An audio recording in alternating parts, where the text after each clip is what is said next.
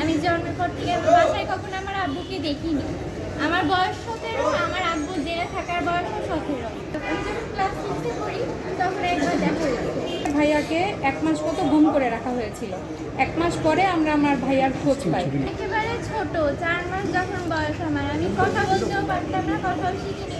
আব্বুকে চিনতামও না, ডাকতেও পারতাম না। তখন থেকে আমার আব্বু নাই।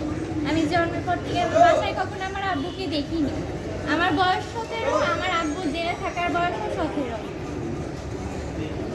আর আব্বু মুক্তি পেলো, আমরা তো আশা করিনি যে আব্বু মুক্তি পাবে।